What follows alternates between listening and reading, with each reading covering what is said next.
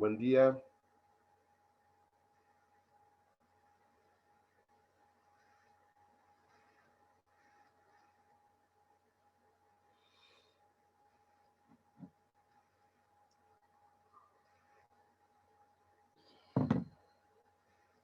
¿Están ya?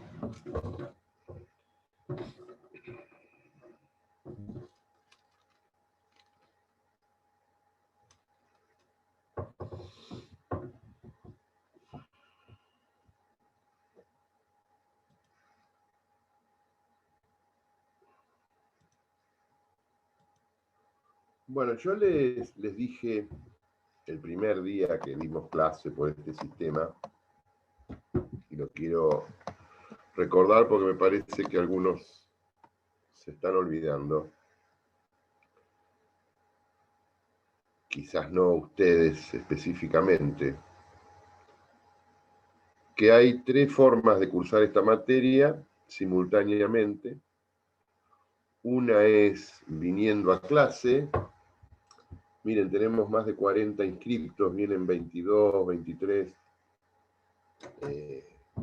Vamos a tener un problema ahí, porque los que no han venido no van a rendir el parcial. Es así. Viniendo a clase, sabemos quiénes son los que vienen, porque los vemos. Estudiando por libros, por cualquier libro, nos consultan, no importa el autor de su preferencia.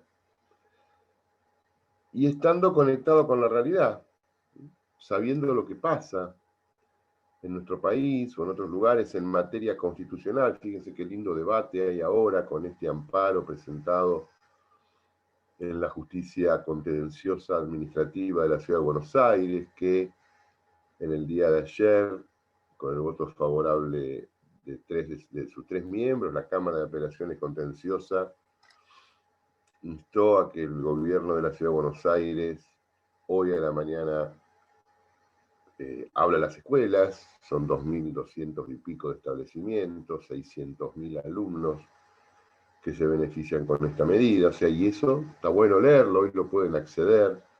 Yo hasta recién estuve leyendo los fundamentos de ese fallo y son interesantes, y también pueden leer los decretos que establecieron esa medida para ver cuáles son los argumentos en el cual se limitan ciertos derechos. Estar conectados con la realidad, porque esto pueden ser preguntas de examen. Primero porque tienen materia constitucional, y segundo porque se los dijimos el primer día de clase. El primer día de clase le dijimos, vengan a clase. Les puedo asegurar que muchos no lo hacen. Estén presenciales, vengan a clase y estén presenciales. Estudien por libros de texto. Yo he visto ayer, el otro día, comentarios a ver si esta constitución, cuál me compro, esta constitución sirve, no sirve. Todas las cosas, son todas iguales las constituciones. Son todas iguales las constituciones. Y conéctense con la realidad. Conéctense con la realidad, porque puede ocurrir que en el medio de la evaluación le hagamos preguntas relativas a la realidad. A ver si leyeron, si están al tanto, si lo conocen, si tienen opinión. Dicho esto, hoy en vez de las 9:30 voy a terminar 15 minutos antes, así que no vamos a hacer el corte, vamos a ir derechito hasta las 9:15. Y por último continuamos con lo que estábamos viendo el tema de la distribución de competencias entre el Estado federal y los estados provinciales. Habíamos dicho que nuestro federalismo es un federalismo por delegación, o un federalismo de delegación, en el cual las provincias conservan todo el poder no delegado a través de la Constitución al gobierno federal. Por lo tanto, todas las atribuciones del gobierno federal son atribuciones delegadas. La delegación es expresa, está en el texto de la Constitución. Acá cabe siempre la pregunta, en materia general, en materia general, si, ¿qué es esto de las facultades implícitas o no? El poder legislativo, por ahí adelantándonos, el poder legislativo tiene las atribuciones que surgen de esta delegación que encontramos en el artículo 75 de la Constitución. Y aparte, el último inciso del artículo 75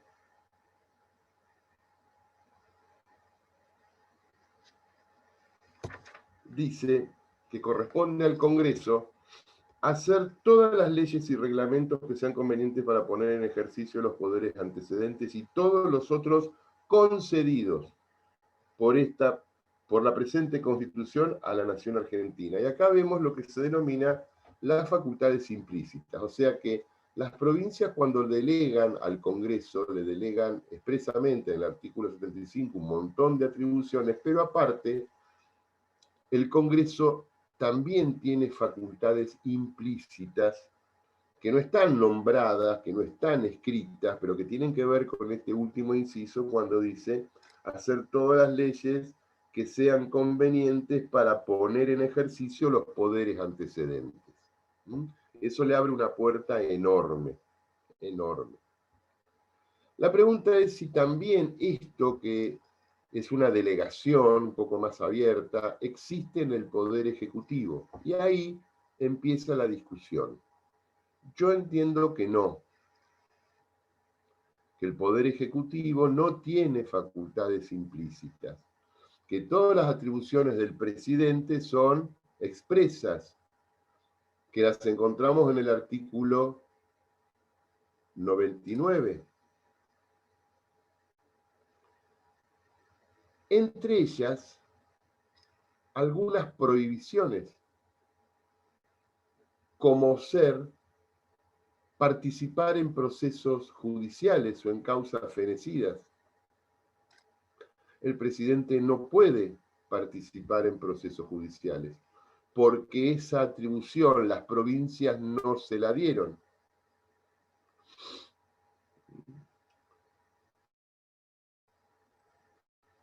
Facultades implícitas y expresas. El Congreso tiene facultades implícitas porque las provincias le delegan, pero aparte le delegan este último inciso, que le abre una puerta considerable, y con respecto al Poder Ejecutivo no existe esta delegación, o sea, no vamos a encontrar en la Constitución que las provincias hayan delegado al Poder Ejecutivo ningún tipo de facultad implícita. Entonces tenemos facultades delegadas y facultades reservadas, que son las que las provincias no le han dado al gobierno federal. Son las que se reservaron. Básicamente las encontramos en el artículo 5, cuando dice, vamos a leerlo,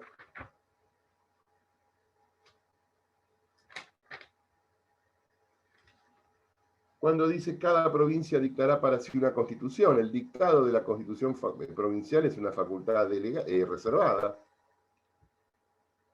Y esa constitución, el artículo 5, le pone ciertas características que también son facultades delegadas. Bajo el sistema representativo republicano, de acuerdo con los principios, declaraciones y garantías de la Constitución Nacional, y que asegure su administración de justicia. Ahí tenemos la administración de justicia de cada provincia, es una facultad reservada. Su régimen municipal, el régimen municipal de cada provincia es una facultad reservada. Y la educación primaria de cada provincia es una facultad reservada. Y acá, para aproximarnos un poco a la realidad, cabe que a esta última parte, educación primaria, hay que hacer un proceso interpretativo, porque Estamos hablando de 1853. Este artículo es originario de 1853. Para mí fue un avance importantísimo en 1853 imponerle a las provincias que al sancionar su constitución aseguren su educación primaria. Pero 170, 180 años después, me parece que es poco, que queda poco. Al texto, al término, asegurar la educación primaria, yo creo que hay que hacerle una interpretación extensiva. Y al menos cada provincia, entonces, al sancionar su constitución, debe asegurar su educación de lo que nosotros llamamos primaria y secundaria, su educación media, o sea, darle un alcance un poco mayor. Darle un alcance un poco mayor.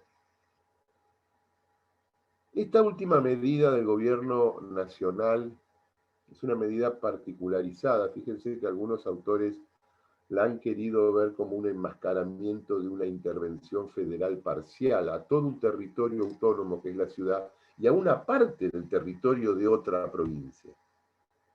Porque las medidas alcanzan una parte del territorio de la provincia de Buenos Aires y el 100% del territorio de la ciudad autónoma. Y entre las consecuencias altera este tema de la educación. Porque suspende, prohíbe la educación, metiéndose en una atribución propia de las provincias. El Poder Ejecutivo se está metiendo porque no participa el Congreso. Distinto sería si todo esto se estuviera haciendo por ley.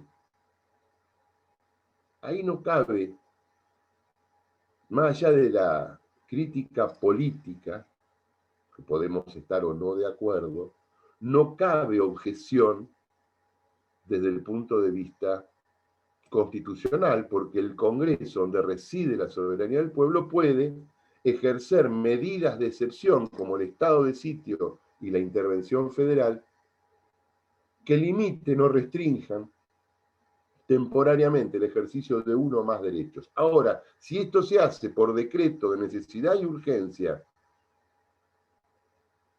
que avanza sobre las autonomías provinciales, es absolutamente cuestionable y criticable, a punto tal que anoche, un domingo, en forma inaudita, una Cámara de Apelaciones en lo contencioso resuelve por la inconstitucionalidad y establece la posibilidad de que hoy, no tengo ni idea si está ocurriendo o no, se estén dando clases. ¿Y dónde va el fondo de esto? En esta última parte, cada provincia se reserva el derecho de dictar, y la ciudad de Buenos Aires se asimila en este caso una provincia porque tiene su propia constitución, que asegure, entre tantas cosas, el sistema republicano representativo, los derechos, garantías de la Constitución Nacional, su administración de justicia, su régimen municipal y la educación primaria. 5 condiciones del artículo 5 para el ejercicio de las facultades reservadas.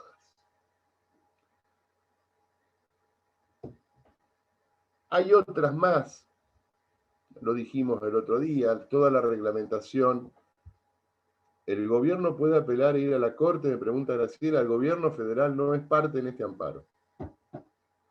En los amparos participan las partes. El amparo es una cuestión procesal. Lo presentó una ONG o un grupo de padres. Y la justicia resolvió. Nadie que no sea parte en ese proceso va a poder participar.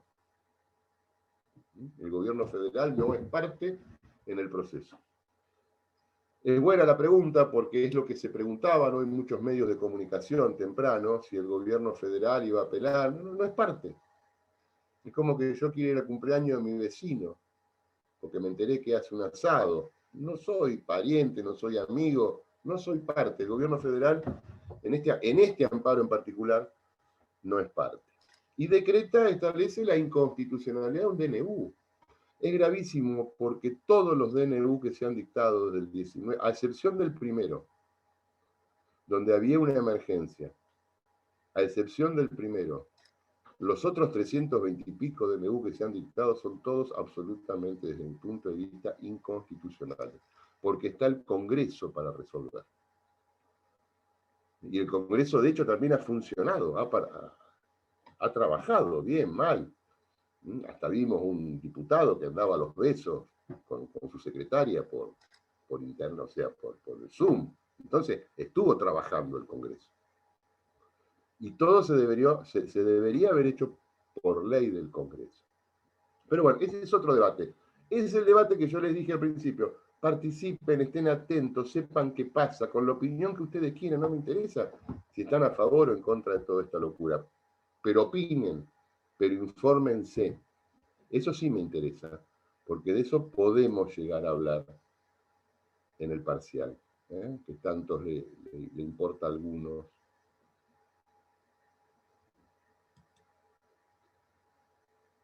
Bueno, entonces facultades reservadas, los códigos de forma, todos los códigos de procedimiento son reservados.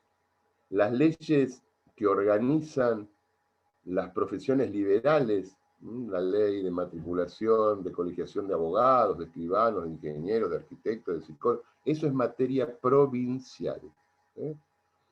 Bueno, ya tenemos las delegadas, tenemos las reservadas, vamos a las compartidas, facultades compartidas. Las encontramos en el artículo 3 y en el artículo 13 de la Constitución. El artículo 3, que ya lo hemos visto en algún momento, dice, vamos a leerlo, las autoridades que ejercen el gobierno federal, o sea, poder ejecutivo, legislativo y judicial, residen en la ciudad que se declare capital de la República por una ley especial del Congreso, previa sesión hecha por una o más legislaturas provinciales del territorio que haya de federalizarse. Y acá está la facultad compartida. Para que se logre el objetivo, ¿cuál es el objetivo? Determinar que una ciudad la capital. Necesitamos una ley del Congreso y necesitamos en forma previa una o varias leyes de las legislaturas de las provincias que participen por su territorio en la cesión del territorio. Este artículo es importante porque primero acá vemos una atribución compartida, pero porque aparte es esencial para entender nuestra historia constitucional conocer el problema de la capital federal. Fíjense que se resuelve en 1880, pero previo a 1880, o sea, para que esto ocurra, hubo una guerra civil, hubo más de 3.000 muertos. El gobernador de la provincia era Carlos Tejedor, el presidente era Avellaneda.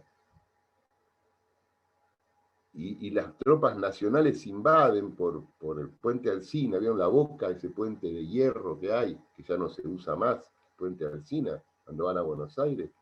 Ahí se produjo, y entre tantos otros lugares, batallas encarnizadas, más de 3.000 muertos, para que el gobierno nacional derrote al gobierno provincial, se firme un armisticio y se sancione, previo debate por la legislatura y cesión de tierras, la ley que federaliza el territorio de la ciudad de Buenos Aires, que era un reclamo de todas las provincias. No importa la opinión que tengamos. Pero ahí vemos una facultad compartida. Se empezó a hablar nuevamente de trasladar la capital al norte, ¿no? Puede ser la capital. A mí no me parece correcto que las autoridades federales residan en la ciudad de Buenos Aires. No me parece correcto. Me parece, es un problemón que las autoridades federales residan ahí, pero bueno. Y después lo vemos en el artículo 13, que también voy a leer, donde dice: podrán admitirse nuevas provincias en la nación, pero no podrá erigirse una provincia en el territorio de otra u otras, ni de varias formarse una sola, sin el consentimiento de las legislaturas de la legislatura de las provincias interesadas y del Congreso. Esta última parte nos da la condición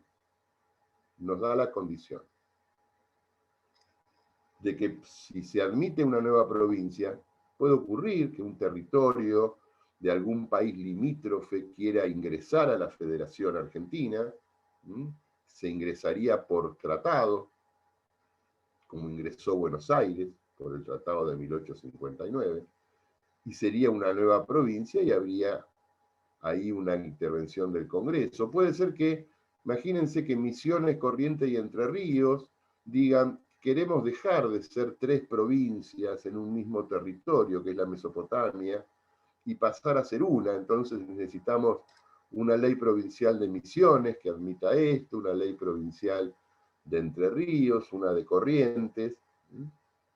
Cuando acá dice, de varias hacerse una sola, de varias formarse una sola, dejaría de haber 3 gobernadores para haber uno, 3 legislaturas para haber una, 3 departamentos de policía para haber uno, 3 poderes judiciales.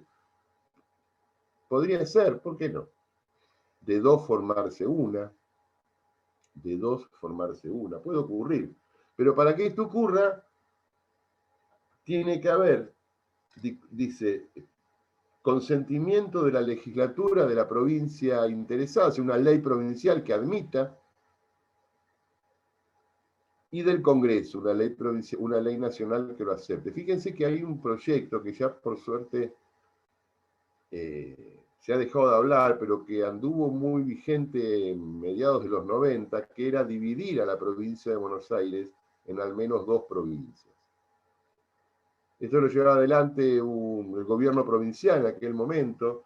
La provincia de Buenos Aires es una provincia con una realidad muy complicada, casi 20 millones de habitantes, 38% de la población del país, 40% de la producción industrial del país, toda la desocupación, toda la miseria también está en la provincia de Buenos Aires, una provincia que es más grande que Italia en su territorio, para que tengamos una idea de lo que es la provincia, ¿no? Y había un debate de dividirla, algunos hablaban de regionalizarla, que eso tiene un poco más de sentido, porque el tratamiento interior de la provincia o el tratamiento de la franja costera turística o el tratamiento de Gran Buenos Aires industrial no debe ser igual. Y otros hablaban de dividirla y de crear 2 provincias. Bueno, todo puede ocurrir, pero estas cosas que pueden ser parte del debate futuro, quizás a ustedes les va a tocar opinar sobre esto, requiere entonces del consentimiento de la legislatura y de la aprobación del Congreso, o sea, facultades compartidas. Vamos a las facultades concurrentes. Y para eso, lo primero que vamos a leer es el artículo 125,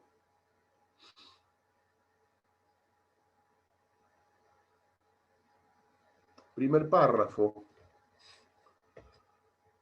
donde dice: las provincias pueden celebrar tratados parciales para fines de administración de justicia, de intereses económicos y trabajo de utilidad común con conocimiento del Congreso Federal. Acá no es la parte que me interesa del artículo, pero sí, digamos, con conocimiento generó, esta palabra con conocimiento generó todo un problema interpretativo. Con conocimiento, ¿qué significa? Que la provincia celebra tratados para fines de administración y se lo comunica al Congreso para que tome conocimiento del Congreso, o el Congreso tiene que aprobarlo.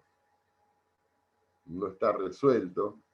Mayoritariamente muchos piensan que las provincias deben comunicar. Es muy habitual los tratados provinciales entre provincias y entre provincias y estados soberanos, y entre provincias y otros países. Pero bueno, no es lo que me interesa del párrafo, del artículo. Lo que me interesa es lo que viene acá. y promover su industria. Las provincias pueden promover su industria. La inmigración, hoy hay muchos procesos migratorios llevados adelante por provincias y no por el Estado nacional. Por ejemplo, en San Luis hay migraciones de refugiados sirios, y que en vez de irse a Europa viene a la provincia de San Luis y han venido durante los últimos 2 o 3 años, para poner un ejemplo. La construcción de ferrocarriles y canales navegables como atribución provincial. La colonización de tierras de propiedad provincial a través de procesos migratorios o a través del otorgamiento de tierras a comunidades originarias. La introducción y establecimiento de nuevas industrias. La importación de capitales extranjeros. Las provincias pueden radicar nuevas industrias, traer capitales de inversión, y la exploración de sus ríos por leyes protectoras de estos fines y con recursos propios. Esto se llama la cláusula del progreso, de alguna manera, lo que pueden hacer las provincias en materia económica. Pueden promover la industria, promover la inmigración, la construcción de ferrocarriles y canales navegables para la circulación interprovincial de buques, de carga o de transporte de personas, el establecimiento y la introducción de nuevas industrias, la importación de capitales, etcétera, etcétera. Artículo 125. Por otro lado, vemos que en el artículo 75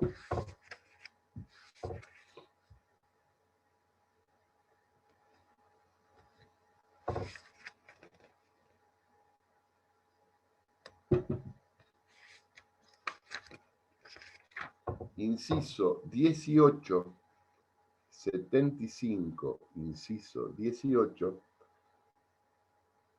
dice, corresponde al Congreso, ya como organismo federal,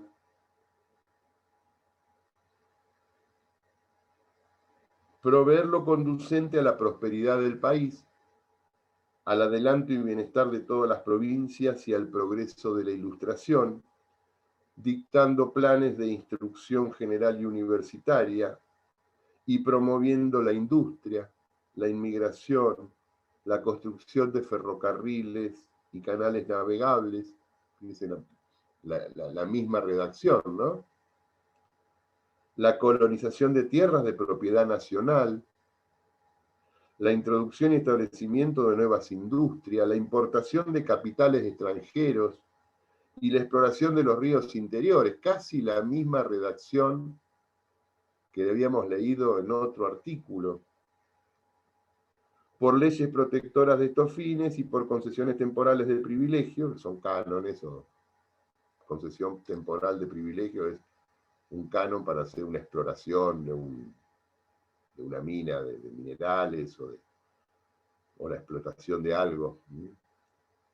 Y recompensas de estímulo, que eran palabras que se usaban antes para todos los procesos hoy de utilización de recursos naturales, por ejemplo. Pero fíjense que la redacción es parecida, entonces la pregunta es, ¿cuáles son las facultades concurrentes? Por ejemplo, la promoción de la industria es una facultad concurrente, porque tanto puede ser hecha y al mismo tiempo por leyes provinciales que promuevan la erradicación de empresas como por leyes nacionales que promuevan la atracción de capital para la erradicación de empresas.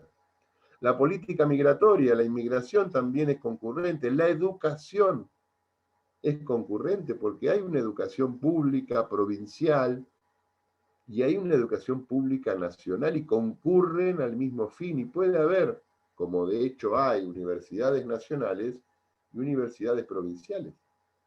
De hecho, esta universidad en la cual ustedes están, y yo estoy dando clase, antes de ser universidad nacional, era universidad provincial. Esta era una universidad provincial. Después pasó a ser la católica, después fue nacional, o primero fue católica, después fue provincial, después fue nacional. pero puede existir en otros puntos del país, y en Mar del Plata mismo puede ocurrir el día de mañana que exista una universidad provincial y concurre, y bueno, ahora porque el Ministerio de Educación no tiene escuelas, pero antes cuando tenía escuelas, había escuelas nacionales y escuelas provinciales y concurrían al mismo proceso educativo. Entonces tenemos acá estos incisos del 75, o el artículo 120 y pico que leímos recién, 125 creo que fue, donde vemos claramente las facultades concurrentes. Entonces tenemos las delegadas, las reservadas, las compartidas, y ahora tenemos las concurrentes. Vamos a las prohibidas. Las facultades prohibidas las vemos en el artículo 29 de la Constitución. Vamos a leer el 29.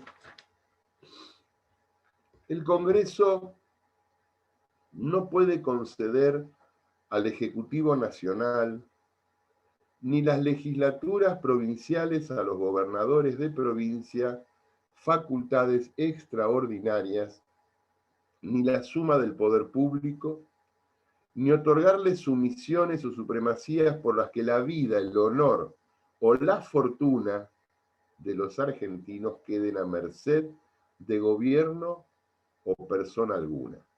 Actos de esta naturaleza llevan consigo una nulidad insanable y sujetarán a los que la formulen, consientan o firmen a la responsabilidad y pena de los infames traidores a la patria. Este artículo 29, que ahora se está discutiendo, fíjense que en este impuesto a las grandes fortunas, muchos están diciendo que se le está otorgando una facultad extraordinaria por la cual, en este caso la fortuna, que es, hay que interpretar, la palabra fortuna hay que interpretarla como patrimonio, el patrimonio se ve alterado por el otorgamiento de una facultad extraordinaria, que es la creación de un impuesto extraordinario a los que tienen más plata. Algunos están viendo que puede rozar este tema. Pero más allá de eso, que podría ser la aplicación actual de este artículo 29, se explica solamente si conocemos la historia argentina. Porque el artículo 29, incorporado en la Constitución de 1853, podría no haber existido. La verdad que no, es un artículo que tiene cuando hacemos interpretación, tiene una cuestión historicista. Si no conocemos historia argentina, no lo comprendemos. ¿Sí? Pero bueno, se propone el 29 porque la Constitución, cuando se sanciona en 1853, le está diciendo a los argentinos de esa época, y le está diciendo a los argentinos que están por venir, ojo, no vuelvan a hacer lo mismo que hizo la legislatura de la provincia de Buenos Aires con el gobernador Rosas, que era otorgarle la suma del poder público, el ejercicio a una sola persona de todas las facultades del Estado, o las facultades extraordinarias, por el cual la vida, básicamente en aquella época estaba en juego la vida, porque estaba la mazorca, que era la policía no formal, y los mazorqueros torturaban, te metían presos. El honor o la fortuna, porque te expropiaban los bienes, si eras antirrocista, o te tenías que ir del país. Por eso muchos antirrocistas se fueron a Uruguay, Asunción del Paraguay, o a Chile, como el caso de Alberdi, o Echeverría, toda la generación del 37, todos esos grandes literatos, la mayoría se fue. Y bueno, esa era la política de ese momento, buena o mala, no importa. Entonces, cuando vienen los constituyentes, ponen este artículo 29, que un profesor mío me lo definía como un semáforo a las 3 de la mañana. ¿Vieron un semáforo tarde que está la luz amarilla que prende y apaga? Uno va en el auto y a 200, 300 metros ve la luz amarilla que te está diciendo, ojo, bueno, el artículo 29 te está diciendo, ojo, no vuelvan a hacer esto, esto está prohibido, tanto a las legislaturas provinciales como al gobierno federal. Repito, el Congreso no puede, fíjense que hay una prohibición extrema, es muy raro que en la Constitución haya prohibiciones de estas características. El Congreso no puede conceder al Ejecutivo, o sea, al presidente, ni las legislaturas provinciales a los gobernadores, facultades extraordinarias. ¿Cuáles son? Son facultades que no están en la Constitución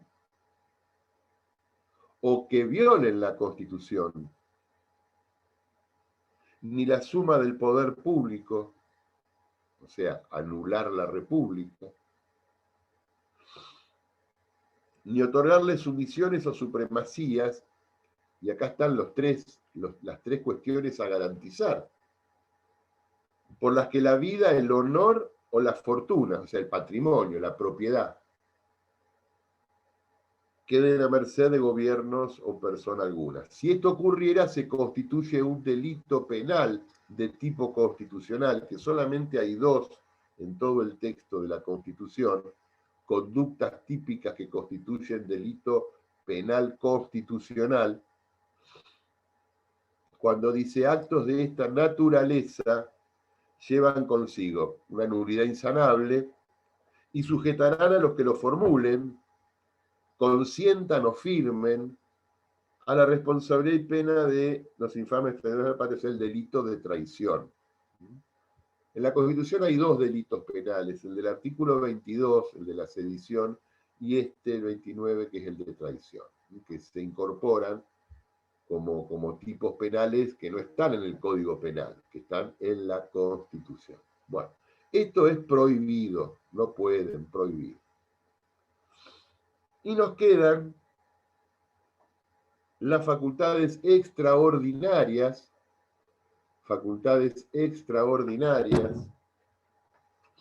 que ya, digamos, es una categoría histórica, ya no existen más, pero que pudieron haber ocurrido en los orígenes, en los primeros años de nuestra Constitución.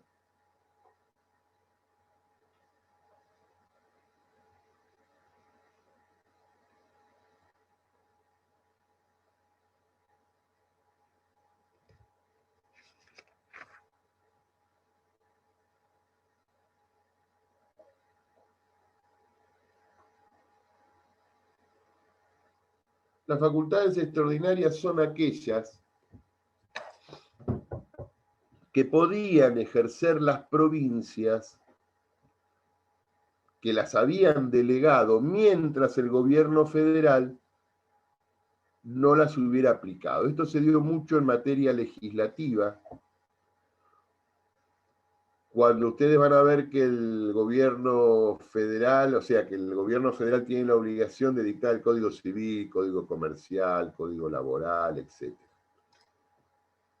Entonces, ¿cuál era la facultad extraordinaria? Mientras este código no se dictara, las provincias en su territorio podían dictar esa misma ley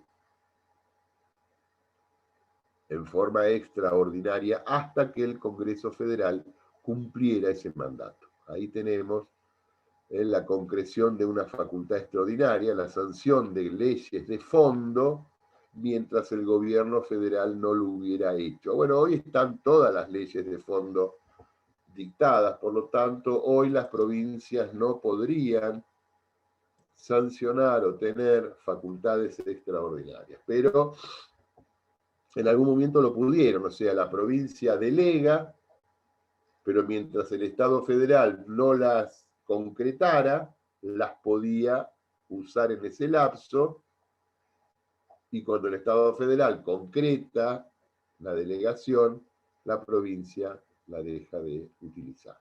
Ese sería el concepto de las facultades extraordinarias.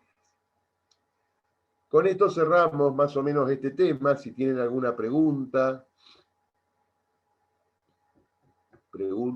sobre esto.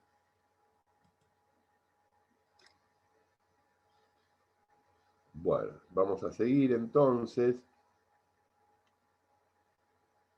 El fallo de las clases, yo qué sé, no tengo ni idea, búsquenlo por la Cámara Contenciosa, entren en la Cámara Contenciosa de Capital. Hoy estaba en Infobae, lea algo en Infobae, estaba todo el fallo.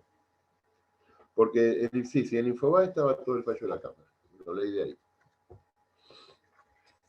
Seguimos con estas cuestiones interprovinciales, vamos a ver algunas cositas.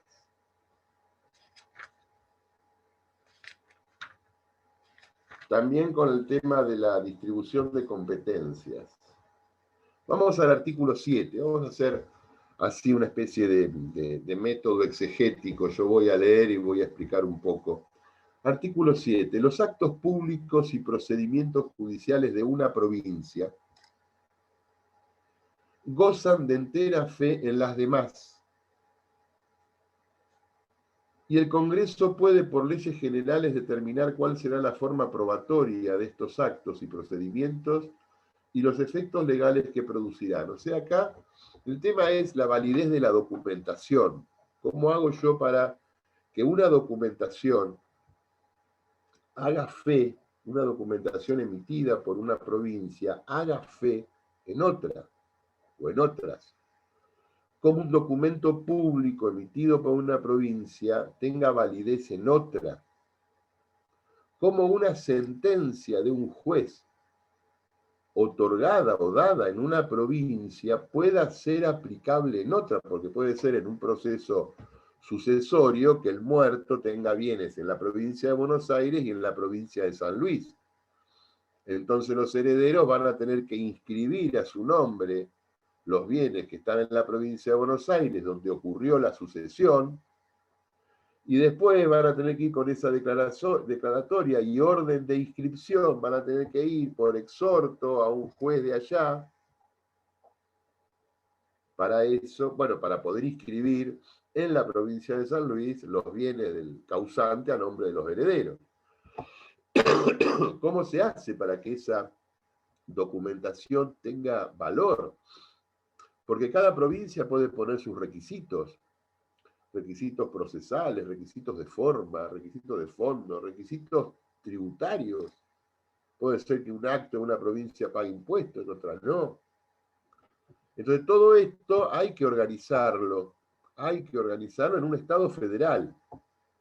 Porque si fuéramos un Estado unitario, esto no existiría, toda la documentación regiría en todo el territorio, pero acá tenemos 24 territorios que organizan su actividad profesional, su actividad administrativa, su actividad judicial. Entonces dice al final el artículo 7, y el Congreso puede, que de hecho lo ha hecho, por lo menos con documentación judicial, por leyes generales determinar cuál será la forma probatoria de estos actos y procedimientos y los efectos legales. Entonces, hay una ley, la ley 20.000 y pico es la que regula esto, que los escribanos la usamos mucho, cuando a mí me viene un testimonio ley, así le decimos, testimonio ley 20, para poder inscribir en la provincia de Buenos Aires un bien ordenado por un juez, por ejemplo, de la Ciudad Autónoma de Buenos Aires, o un juez de Córdoba. Entonces el gobierno federal para la documentación de materia judicial lo ha regulado por ley. En documentación particular, por ejemplo, ustedes, pónganse que se reciben acá en Mar del Plata y se van a vivir a Salta, y se quieren llevar su título o una fotocopia del título, o quieren hacer un procedimiento para anotarse en el Poder Judicial de Salta, por ejemplo, esa documentación particular, no un texto, no una sentencia, sino la fotocopia de un documento de ustedes, Ustedes van a una escribanía, le sacan fotocopia, el escribano se la certifica, pero para que esa certificación, el original vale en todos lados. Que ustedes no van a viajar con el original, lo pueden perder, se lo pueden robar. Entonces quieren viajar con documentación certificada. Bueno, para que esa certificación tenga validez fuera del territorio de la provincia en donde se encuentran, tienen que legalizar la firma del escribano a través del colegio de escribanos correspondiente. Entonces, ese documento legalizado hace fe en cualquier lugar fuera de la provincia donde eso ha ocurrido. Es muy común con las autorizaciones para conducir. Por ejemplo, yo en alguna época me gustaba viajar y no tenía una camioneta, se la pedí a un amigo. Le digo, che, préstame tu camioneta que me voy a la Patagonia de viaje. Entonces, bueno, me hacía una autorización para conducir. El dueño me autorizaba, certificábamos la firma y eso se legalizaba. Entonces yo andaba por Chubut, me paraba la policía y me decía, bueno, ¿y este auto de quién es? No, es de mi amigo. Pero ¿cómo sabe el policía que no es robado? Porque la tarjeta verde está a nombre de mi amigo. Bueno, yo le muestro mi autorización para conducir, que está con la firma certificada del dueño y legalizada por el Colegio de Escribanos, y esa documentación hace fe en otra provincia. Acá el problema del federalismo es cómo hacemos para que la documentación que se emite en un lugar sirva en otro lugar. Esto es lo que resuelve el artículo 5, el artículo 7, cuando dice que los actos públicos y procedimientos judiciales de una provincia gozan de entera fe en las demás. Y el Congreso puede, por leyes generales, determinar cuál será la forma probatoria de estos actos y procedimientos y los efectos legales que producirán. Bueno, vamos a otro, el 8. Acá en el 8 hay hasta una cuestión terminológica que no está clara, que yo creo que se obedece a un error, pero tenemos que marcarlo e interpretarlo. Vamos a leer el 8. ¿Qué dice el 8? Los ciudadanos de cada provincia gozan de todos los derechos, privilegios e inmunidades inherentes al título de ciudadano en las demás. La extradición de los criminales es de obligación recíproca en todas las provincias. Entonces acá tenemos dos temas. En el primero está el error, no existe la ciudadanía provincial. No hay ciudadano de provincia. No existe la ciudadanía provincial. ¿Qué debería haber dicho este artículo? Los habitantes de cada provincia gozan de todos los derechos, privilegios e inmunidades inherentes a su persona en las demás. Bueno, se puso ciudadano, es un problema de los redactores de la Constitución, no lo podemos solucionar ahora. Porque acá, primero que no existe la ciudadanía, yo no soy ciudadano de la provincia de Buenos Aires, soy ciudadano argentino. Soy bonaerense por nacimiento, pero soy ciudadano argentino.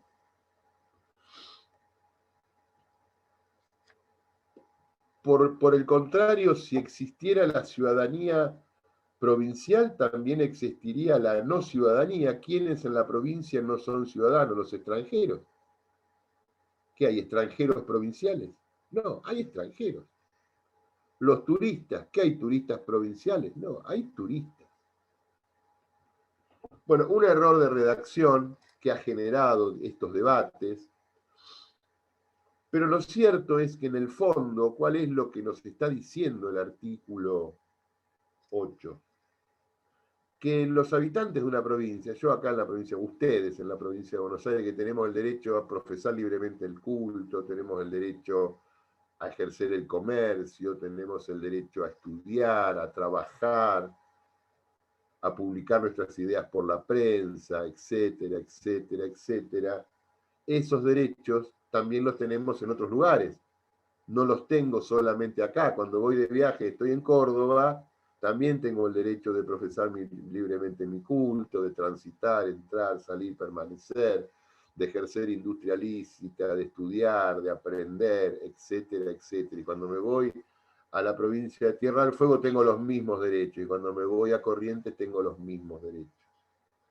Los ciudadanos de una provincia gozan de todos los derechos, privilegios, no me pueden arrestar sin orden escrita, o inmunidades, ¿no? Sin orden escrita de juez competente, todas las garantías del 18, el principio de reserva del 19, los tengo y los uso acá, porque este es mi domicilio, y si estoy en otro lugar también los tengo y los uso.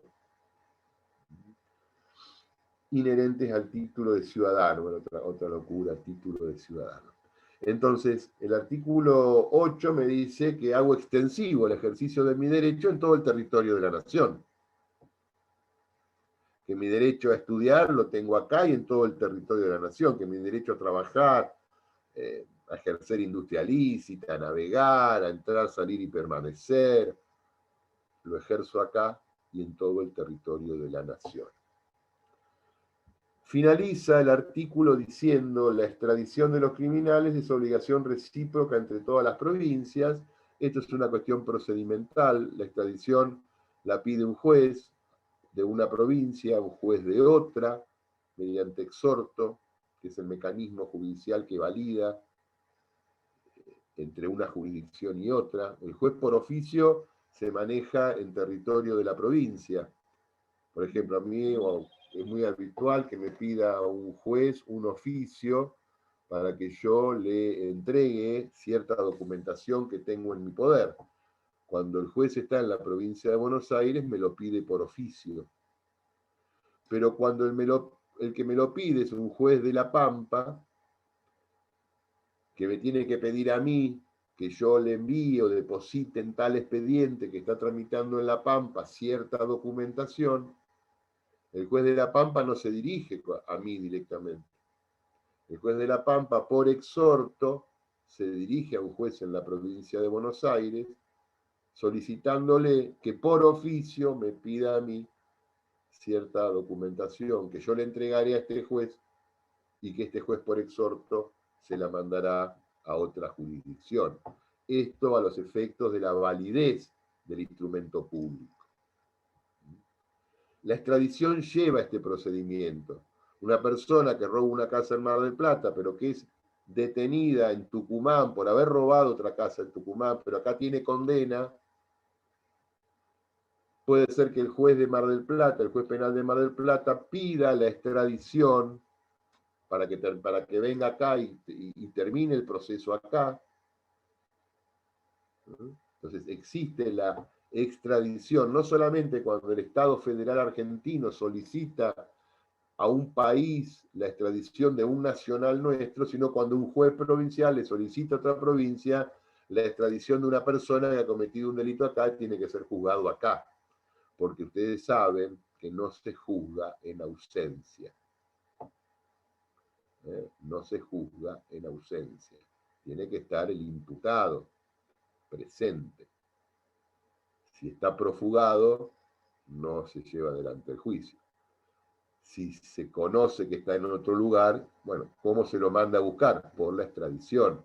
No le dice el juez penal de Mar del Plata al comisario de la segunda: che, el fulanito que robó tal casa está en Santa Fe, subiste con 2 muchachos del patrullero, anda a buscarlo y traerlo de los pelos. No, no. Eso se hacía en la dictadura, se hacía, ahora no. La vigencia de la Constitución, ¿qué hace ese juez?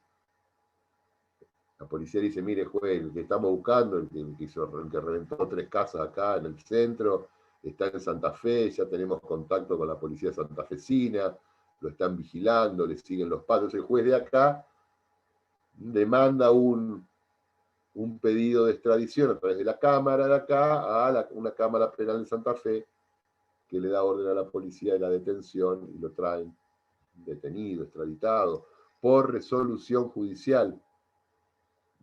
Por resolución. Y en el proceso de extradición, que es un expediente más, puede participar.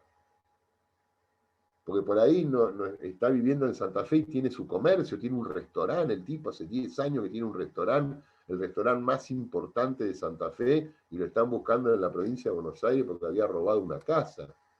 Y se entera de que le están haciendo un expediente. Entonces va a mandar su abogado a que participe en el expediente de extradición. Y va a tener todas las garantías, no entre localidades, no. Va a tener todas las garantías y va a poder participar. Y por ahí la extradición no se hace. Entonces no es el juez en secreto por celular le dice al policía tráemelo, esa es la extradición. No, es un proceso judicial y público, en donde inclusive el extraditado va a poder ejercer su defensa. Y va a decir, no, yo no era, o está prescripto, o tal procedimiento es nulo. Por lo general las defensas penales son defensas procedimentales donde se busca la nulidad o la prescripción. De las defensas penales son así, no hay otra cosa. 9. Vamos al artículo 9. En todo el territorio de la nación no habrá más aduanas que las nacionales, en las cuales regirán las tarifas que sancione el Congreso. Este es el famoso artículo que siempre se dice, la eliminación de las aduanas provinciales o interprovinciales. No existe. Antes sí, antes de la sanción de la Constitución, en los caminos reales o en los pocos caminos que había, cuando se pasaba de una provincia a otra había una aduana. Había un puesto migratorio, un cuartel de policía o un regimiento, y la aduana. ¿Por qué? Porque eran dos estados soberanos y había tráfico de personas y tráfico de mercaderías entre un estado y el otro, y la mercadería por ahí estaba grabada con algún impuesto aduanero. Al sancionarse la Constitución Nacional, por el artículo 4 de la Constitución Nacional, se delega esto, las provincias lo delegan en el gobierno federal, facultad delegada. Fíjense, el gobierno federal provee a los gastos de la nación con los fondos del Tesoro Nacional formados por el producto de los derechos de importación o exportación. Ahí tenemos la materia delegada. Antes de la sanción de la Constitución, esto era materia provincial, de las autonomías provinciales o de las soberanías provinciales, pero cuando se sanciona la Constitución Nacional y se crea el Tesoro de la Nación, uno de los ingresos más importantes del Tesoro de la Nación son los derechos de exportación o importación. Lo estamos viendo hoy, 2021, con las retenciones a la soja, al trigo, a la carne, etcétera, que son ingresos extraordinarios al Tesoro Federal. Entonces el artículo 9 establece la eliminación de las aduanas interiores. Eliminación de las... Entonces, hoy ustedes van con el auto, fíjense, y por ahí llevan el baúl lleno de mercadería porque tienen un amigo en Córdoba y le quieren llevar acá unas camisas para que venda en Córdoba y las llevan. Y fíjense si lo paran en la frontera y le abren el baúl, ¿qué es eso? Son camisas. ¿Pero para qué? No, se lo lleva un amigo. Entonces, ¿va a pagar una tasa aduanera por ingresar mercadería de una provincia a otra? Es todo un debate. Es todo un debate. El artículo 9 nos dice que no. El artículo 10 dice, en el interior de la República, otra forma mal escrita, porque si existe el interior, ¿cuál no sería el interior? Dice, en el interior de la República es libre de derechos la circulación de los efectos de producción o fabricación nacional, así como la de los géneros y mercancías de toda clase despachadas en las aduanas interiores. Claro, acá la palabra interior de la República hay que tomarla por todo lo que no es el puerto, todo lo que no es la aduana exterior. ¿Qué nos dice el 10? La libre circulación de mercaderías. La libre circulación de mercaderías. Repetimos, en el interior de la República está muy mal redactado esta primera parte. Nos está diciendo todo lo que está de la aduana para adentro es libre de derechos, o sea que no se pueden imponer impuestos o derechos, trabas fiscales. La circulación de los efectos de producción o fabricación nacional. O sea, si yo produzco cosas nacionales, mesas, sillones, camisas, vinos, autos,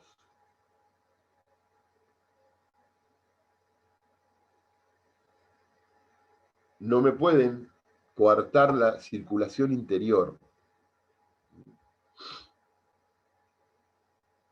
Pero nosotros sabemos que hay trabas, que no es tan simple producir algo en un lugar y llevarlo al otro. Bueno, puede haber trabas desde el punto de vista bromatológico, sanitario, fitosanitario, por el peligro que implica si tengo una química y fabrico algún elemento líquido que tengo que transportarlo en determinados vehículos, etcétera, que tienen que estar habilitados. Vamos al 11 para ver este tema. Los artículos de producción o fabricación nacional o extranjera, así como los ganados de toda especie, vacuno, equino, etcétera, que pasen por territorio de una provincia a otra, serán libres de los derechos llamados de tránsito, siéndolo también los carruajes, buques o bestias en que se transporten. Imagínense, esta es una redacción de 1853, que no se ha adecuado nunca en su texto, y antes se transitaba en carretas tiradas por caballos o por bueyes. La Constitución habla bestias en que se transporten. Y ningún otro derecho podrá imponérsele en adelante, cualquiera sea su denominación, por el hecho de transitar el territorio. O sea, muchas veces había que llevar el ganado de, yo qué sé, de la provincia de La Pampa a la provincia de Santa Fe, y para eso tenían que pasar por el norte de la provincia de Buenos Aires, arriando el ganado. Y acá la Constitución solucionaba ese tema. Los artículos de producción o fabricación nacional o extranjera, así como los ganados de toda especie, que pasen por territorio de una provincia a otra, serán libres de derechos de tránsito, siéndolo también los carruajes, o sea, el vehículo en que se transporte no se le cobrará derecho de tránsito. Y ningún otro derecho podrá imponérsele en adelante, en cualquiera sea su denominación, por el hecho de transitar.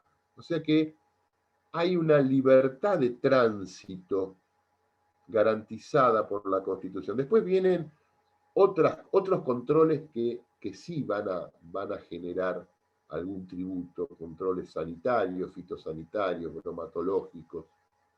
Pero el tránsito, a mí no me pueden decir, usted no puede andar por acá. Usted me puede decir, usted puede andar por acá y tiene que pagar tanta plata para que yo le controle la mercadería, a ver si las vacas que llevan tienen aftosa o no. Bien, eso se puede hacer. Lo que no me pueden hacer es impedirme el tránsito. Acá me dice, y en Santa Fe la Coca-Cola estaba prohibida. No, no estaba prohibida. Ahora vamos a hablar de eso. Fíjense el peaje. Siempre cuando hablamos de esto caemos en el... A mí hay dos cosas que siempre pongo en duda, más allá de lo que yo piense o no, pero me gusta discutir con ustedes. Cuando ustedes tienen ganas de discutir. Este curso, la verdad que lo veo muy desganado. Vamos a ver si les ponemos pila para los que queden, los poquitos que queden para la segunda parte del curso. Entre los cuales los tengo a ustedes que vienen a clase, ¿eh? No estoy hablando de ustedes, estoy hablando de los que no vienen. Eso les va a ser muy difícil. Pero fíjense, los peajes y las cámaras de seguridad. Los peajes alteran mi derecho de transitar. ¿Cuánto me cuesta de peaje ir a Capital Federal? Ahora no tengo ni idea de cuánto cuesta porque me puse el sistema ese que me lo descuentan por la tarjeta cada vez que paso. Pero no sé cuánto cuesta. 1.000 pesos ida y vuelta. ¿Y por qué tengo que pagar? Yo tengo libertad de tránsito. Yo veo Es libre la circulación de las personas, es libre la circulación de las mercaderías. ¿Por qué tengo que pagar un peaje para ir de un lugar al otro? ¿Por qué para ir a Tandil tengo que pagar un peaje? Para entrar a Tandil tengo que pagar a Capital tengo que pagar uno en Maipú, tengo que pagar uno en San Borombón, tengo que pagar uno en Dock Sud. ¿Por qué? No es que tengo el derecho a transitar libremente. El peaje siempre fue considerado un tema de discusión constitucional, hasta que falla la justicia, porque muchos se alteraban, porque bueno, yo voy una vez cada tanto, pero hay tipos, el que vive en Avellaneda y trabaja en Capital o viceversa, tiene que pagarlo todos los días. Todos los días. Y ahora que la gente cada vez vive más lejos de Capital, a veces hay que pagar hasta 2 peajes para entrar. Cuando van por la autopista del Sol, la autopista del Oeste, cuando entran por otro lugar, vivís en Ezeiza, tenés que llegar a Capital, tenés que pagar 3 peajes para entrar a Capital. Entonces muchos plantearon esto, la constitucionalidad o no del peaje, porque ¿qué limita el derecho a transitar? Le pone una carga tributaria al derecho de transitar. Altera en parte el artículo 14 de la Constitución Nacional. Y se discutió en los peajes. Ahora ya no se discute más, pero cuando yo estudiaba esta materia, que recién ahí aparecían los primeros peajes, las primeras autopistas, en la ciudad de Buenos Aires no había autopista. O sea, el martirio que era ir a Buenos Aires. Llegó a tardar 7 horas desde Mar del Plata a Buenos Aires. La entrada, ahí por la Calchaquí, de Gran Buenos Aires, por era terrible. Un viaje lindo a Buenos Aires desde Mar del Plata eran 5 horas y media. Uy, llegué como tiro. Y por lo tanto tardaba 6, 7, 8 horas cuando no estaba el cruce de Echeverri en La Plata. Entonces cuando venían los camiones que querían cruzar la ruta 2 para ir a buscar a la zona de Quintas de la Plata, cruzar de Echeverri, a veces eran 2 horas. Bueno, y aparecen los peajes, y con los peajes las empresas de peaje juntan la plata por anticipado y esa plata después la invierten en autopistas. El concepto está bueno, y la autopista te mejora la seguridad, porque antes en la ruta 2 cuando chocabas de frente. Era terrible. En los veranos de Mar del Plata, cuando la gente venía de todos lados, se pegaban un palo. Bueno, ahora también chocan, que es medio bobo para chocar en una autopista, pero chocan igual. Y claro, se cuestionó la constitucionalidad del peaje. Y aparecen los fallos de la justicia, estableciendo la ruta alternativa. La justicia dice, mire, sí señor, tiene razón. No se puede cobrar. La verdad que el peaje limita su facultad de circular libremente porque le pone una traba fiscal. Usted sigue ejerciendo la facultad de transitar, pero tiene que pagar. Pago para ejercer un derecho constitucional. Y la justicia dice, usted tiene razón. Entonces le impone a los estados provinciales o nacionales, cuando concesionan una vía, garantizar la ruta alternativa sin peaje. A veces la ruta alternativa es intransitable y tardás 3, 4 horas más.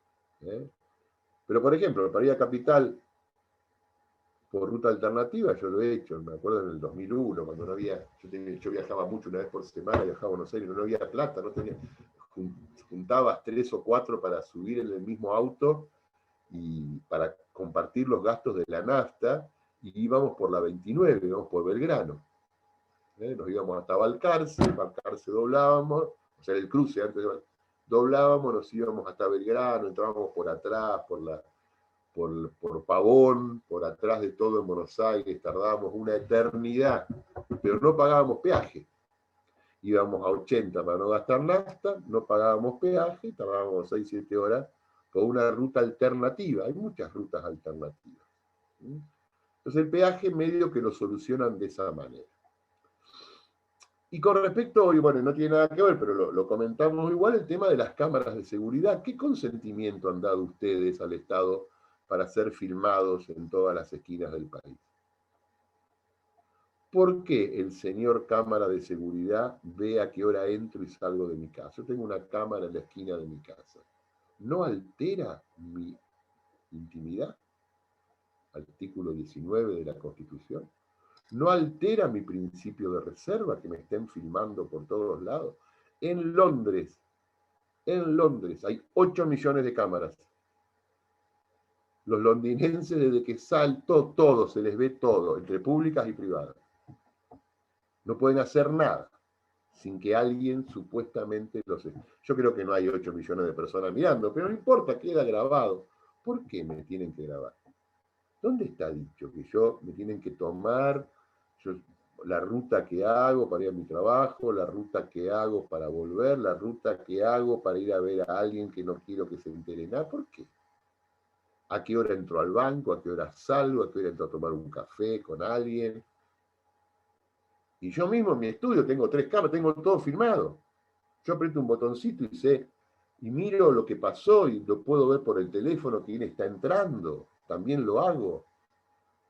Pero tenemos miles y miles y miles de cámaras que alteran mi derecho a la intimidad. Porque si yo quiero entrar a mi casa a las 3 de la mañana con un travesti, ¿por qué no? ¿Por qué el señor del COM me tiene que estar viendo? ¿Por qué? ¿O no? ¿A ustedes no les pasa cuando quieren entrar con alguien a su casa y no quieren que se entere su mamá? Y hay una cámara en la puerta. Sí, uno se ríe, pero es así. ¿Por qué nos filman? ¿Dónde dimos permiso para que nos filmen? Yo puedo poner las cosas en el extremo para agredirlos a ustedes para que digan algo. Pero ¿por qué alguien se tiene que enterar con quién entran ustedes a un bar o a cualquier lugar? ¿Por qué tiene que quedar filmado eso? Bueno, eso altera la imagen, el derecho a la propia imagen. Ha sido cuestionado. Y con fallos dudosos y contradictorios, porque hasta se reconoce que hay hasta una injerencia indebida, porque el Estado pone una cámara en la puerta de mi casa. ¿Dónde estamos? Gran Hermano. Gran Hermano viene de un viejo libro, 1984, donde el Estado te mira y ve todo lo que haces. Y a mí no me interesa que alguien vea todo lo que hace, la verdad. Porque ahora me filman y el día de mañana me van a decir que tengo que comer, qué canales de televisión puedo ver, qué libros tengo que leer. Bueno, yo creo que hay un tema todavía a reglamentar en este tema del derecho a la propia imagen, del derecho a la intimidad, porque por suerte no se meten adentro, pero sí se meten hasta la puerta. Hoy alguien puede saber hasta la puerta de mi casa qué hago yo todo el día. Entonces, peaje y cámaras de seguridad son estos dos derechos más modernos. Bueno, ya el peaje es como que está resuelto, ¿no? Y también las aplicaciones de los teléfonos. Yo con la aplicación del teléfono puedo saber dónde está cualquier persona que yo le ponga ese programa. No le digo nada a mi señora y le pongo la aplicación del teléfono y la miro y sé dónde está todo el día. Es terrible. Es terrible. Pero los teléfonos me venden gratuito, me dan sistemas gratuitos de perseguir a la gente, saber dónde está tal o cual teléfono. Hay una invasión. Bueno, ¿quién me decía acá? Cuando usan el Zoom pueden ver... Sí. También sirve de seguridad, ¿no? Las cámaras también sirven, ojo, también tienen su efecto de seguridad. Pero mal utilizadas, y ojo, estamos en la Argentina, mal utilizadas son difíciles, ¿no? Mal utilizadas son un problema. Bien utilizadas pueden servir siempre para una cuestión posterior, nunca para la prevención, porque es imposible tener la cantidad de ojos que la cantidad de cámaras requieren. Si no, tendríamos millones de personas viendo cámaras, sería imposible. Artículo 12.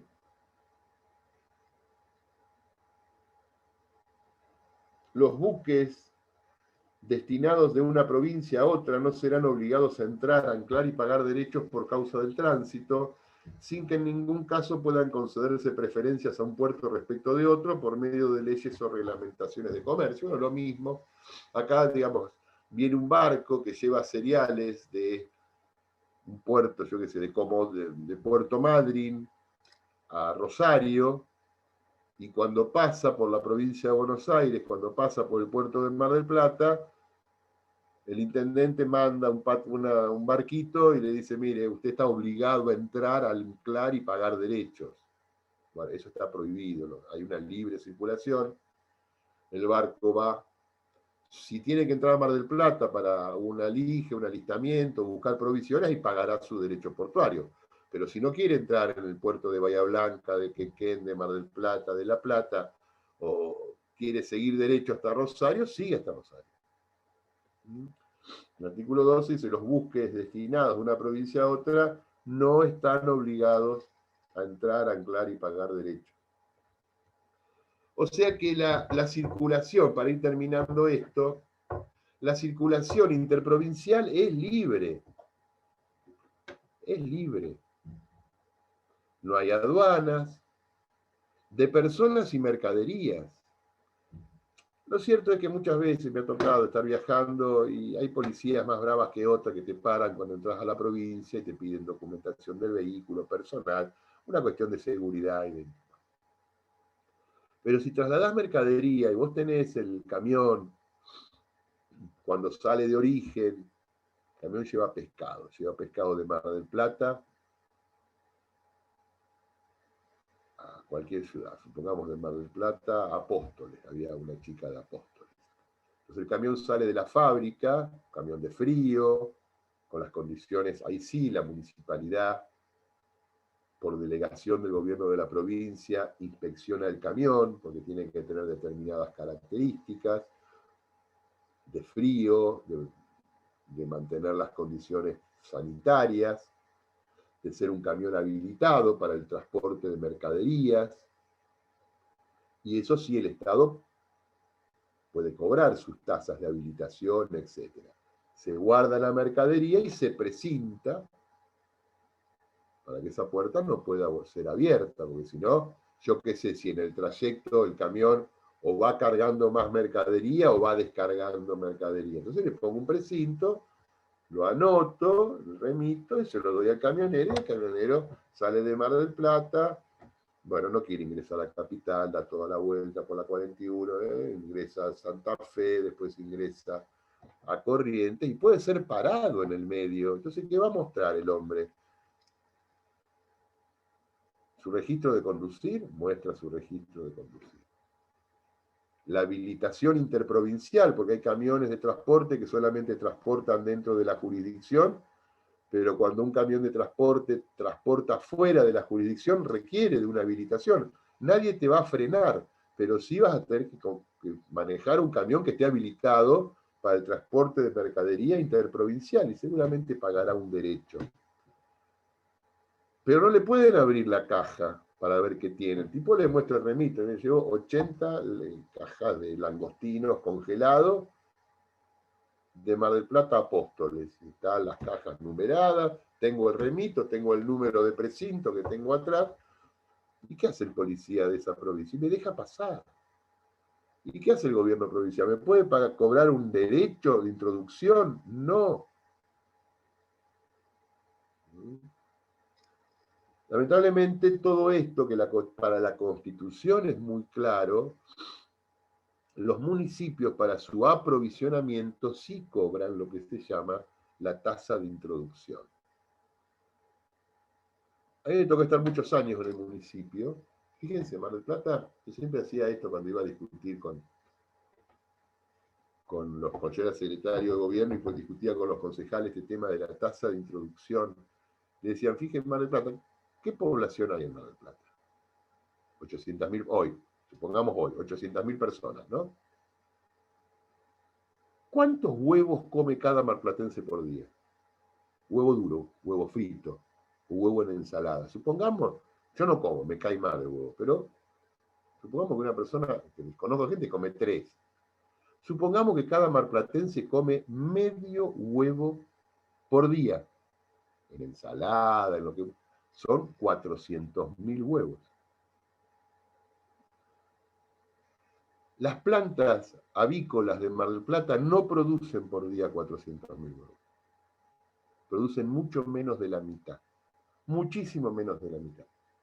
Vieron que en todas las esquinas se venden los huevos, ¿cómo se llama ahora? El coso de plástico, no sé cómo se llama. ¿De dónde vienen? ¿De dónde entran? ¿Quién los controló? Entran de noche, no hay controles, igual que con digamos, el animal faeneado entra con controles, el animal no faeneado sin controles, después vienen los problemas, como es un chancho con no sé cuánta, con qué enfermedad, o chorizos mal hechos, o huevos o verdura que no pasa por el mercado, y toda esa mercadería que ingresa de otro lugar a tiene que pasar por un sistema de controles y pagar una pequeña tasa de introducción.